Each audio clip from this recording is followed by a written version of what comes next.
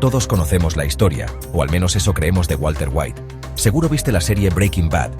Y no vamos a hablar de su laboratorio ni de su fórmula para crear sustancias ilícitas, pero sí de su personalidad. Walter White. Un profesor de química que parecía común y corriente. Un esposo, un padre, un hombre enfrentando un diagnóstico terrible. Se sentía chiquito, se sentía ignorado. Parecía que la vida le había jugado una mala pasada. Pero muy dentro de él, algo más se estaba moviendo. Esto no era solo por la enfermedad, o el dinero, o ni siquiera la familia, no del todo. Se convirtió en algo mucho más básico, mucho más peligroso. Su transformación fue impactante. Al principio fue como un fuego lento. Luego se convirtió en un incendio forestal. De profesor bueno a cara cortada, como se dice por ahí. Pero ¿cómo cambia un hombre tan radicalmente? ¿Cómo se pierde un alma buena? No fue un monstruo que apareció de la noche a la mañana.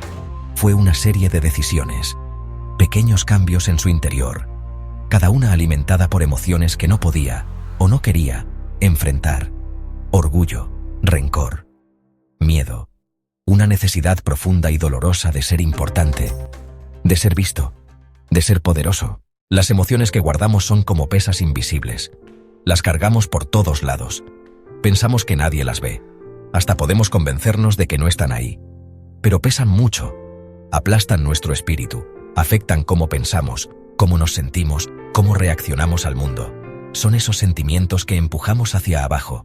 El enojo que nos tragamos. La tristeza que escondemos. La vergüenza que no queremos reconocer. Creemos que estamos siendo fuertes, pero muchas veces solo estamos creando una olla de presión por dentro. Nuestro cerebro es un órgano complejo, increíble. El sistema límbico está muy adentro. Muchas veces le dicen el cerebro emocional. Aquí es donde se procesan sentimientos como el miedo, el enojo y el placer. Una parte clave de este sistema es la amígdala. Piensen en ella como un sistema de alarma. Siempre está buscando peligros. Cuando guardamos las emociones, la amígdala no se apaga nada más. De hecho, se puede volver más sensible, más reactiva. Es como una alarma que se activa muy fácil, siempre en alerta máxima. La vida nos lanza sorpresas inesperadas. A veces es un pequeño obstáculo en el camino. Otras veces es un golpe fuertísimo. Para Walter White, ese golpe fue el diagnóstico de un cáncer terminal. Etapa 3. Inoperable. De repente, la presa que con tanto cuidado había construido para contener sus emociones guardadas empezó a romperse. La noticia fue terrible. Era una sentencia de muerte. Pero también fue, aunque suene raro, como un permiso. Algo que provocó un cambio profundo y al final, destructivo. Este diagnóstico no era solo sobre enfrentar la muerte. Era sobre enfrentar una vida que él sentía llena de fracasos. Una vida donde sentía que no había logrado lo que podía. Donde se sentía menospreciado, invisible. El diagnóstico de cáncer se convirtió en el mayor símbolo de que no tenía poder. O eso parecía al principio. Pero entonces algo cambió. Este detonante, este momento de sentirse tan vulnerable, no lo llevó a abrirse. No lo llevó a buscar conectar con otros. Una vez que Walter empezó este nuevo camino, algo poderoso pasó en su cerebro. El sistema de recompensa. Este sistema está hecho para que repitamos cosas que son buenas para sobrevivir, o cosas que se sienten bien. Cuando logramos algo, o sentimos placer, nuestro cerebro suelta una sustancia química llamada dopamina. La dopamina se siente bien. Es como un pequeño premio. Una palmadita en la espalda de nuestra propia química cerebral. Nos dice, sí, haz eso otra vez. Las primeras veces que Walter entró al mundo criminal daban mucho miedo, pero también eran emocionantes. Cocinar con éxito un lote de metanfetamina pura. Ser más listo que criminales peligrosos. Ganar mucho dinero. Cada éxito, cada momento en que se sintió poderoso o en control, seguro le provocaba una descarga de dopamina. Sección 5. Construyendo muros, no puentes. El control como la máxima ilusión. Cuando sentimos dolor, cuando nos sentimos vulnerables, nuestro instinto muchas veces es protegernos. Una de las formas más comunes de hacerlo es tratando de controlar todo. Nuestro entorno, a otras personas, lo que se cuenta. Si puedo controlar todo a mi alrededor, entonces nada me puede lastimar. Esa es la ilusión. El control se vuelve un mecanismo de defensa. Una forma de esconder el dolor profundo y el miedo que no queremos enfrentar. Walter White se volvió un maestro en esto. Todo su imperio se construyó sobre el control. Controlaba la fórmula de su metanfetamina azul. Controlaba a su socio, Jesse. Intentaba controlar a su esposa, Skyler, a su familia, hasta a sus enemigos. Cada mentira, cada manipulación, cada acto de violencia era, en el fondo, un intento de mantener o recuperar el control, porque perder el control significaba enfrentar la terrible realidad de su situación. Su enfermedad, las cosas malas que hacía, el hombre en el que se estaba convirtiendo, el dolor de no haber sido importante en el pasado. Sección 6. El susurro adictivo del poder. Cómo el orgullo reconfigura el cerebro. El poder es una droga fuerte. Y el orgullo, especialmente ese que infla el ego, muchas veces es su mejor amigo.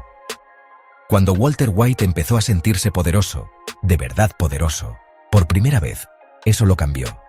Cambió cómo se veía a sí mismo. Cambió cómo se relacionaba con el mundo. Esto no es solo un cambio psicológico. La neurociencia también tiene que ver aquí. Y otra vez, la dopamina tiene un papel principal en esta transformación. Conseguir poder, imponerse, ser reconocido como el hombre, estas experiencias provocan la liberación de dopamina. Esa misma sustancia química de recompensa de la que hablamos antes. Se siente bien. Refuerza ese comportamiento. Mientras más poder ganaba Walter, más ansiaba su cerebro esa sensación. El orgullo creció. No la satisfacción tranquila de un trabajo bien hecho, sino un orgullo arrogante que lo consumía todo. Del tipo que dice, soy mejor, soy más listo. Sección 7. Mi propio tropiezo con el orgullo. Una lección sobre dejar ir. Ahora, mi historia no es sobre cocinar metanfetamina, menos mal. Pero he tenido mis propios problemas con el orgullo. Momentos en los que mi ego tomó el control. Y casi siempre me llevó a un lugar donde en realidad no quería estar. Recuerdo una vez, al principio de mi carrera, estaba trabajando en un proyecto de investigación grande. Estaba tan decidido a demostrar lo que valía, a enseñarles a todos lo capaz que era. Pensaba que tenía todas las respuestas. De verdad lo creía. Le puse toda mi energía. Trabajaba hasta tarde. Revisaba todo 2 veces. Estaba convencido de que mi forma era la única forma. Cuando mis compañeros me daban sugerencias, sonreía amablemente. Pero por dentro, no les hacía caso. No ven el panorama completo, me decía a mí mismo. Soy mejor que todo. Mi orgullo era un escudo. Me protegía del miedo a no ser suficientemente bueno. Pero también me cegaba. Me hizo inflexible. Y estoy seguro que fue muy difícil trabajar conmigo. Perdí casi todo. El trabajo que tanto amaba y la relación con muchos de mis seres queridos se deterioró. Sección 8. El rugido de lo no dicho. Cuando el ego ahoga al corazón. La historia de Walter White es un ejemplo escalofriante de lo que pasa cuando el ego, alimentado por dolor guardado y una necesidad enorme de que lo reconozcan, toma el control total. Su orgullo no era solo un defecto de su carácter. Se convirtió en el sistema principal que manejaba su cerebro. Dictaba sus decisiones. Justificaba sus barbaridades. Callaba los susurros de su conciencia, de su humanidad. El hombre que al principio quería mantener a su familia, se convirtió en un hombre obsesionado con su propia leyenda. Di mi nombre. Eso era puro ego. Orgullo puro, sin nada más. Este tipo de orgullo tan grande muchas veces es una forma de compensar. Una forma de tapar inseguridades muy profundas y emociones que no se han expresado.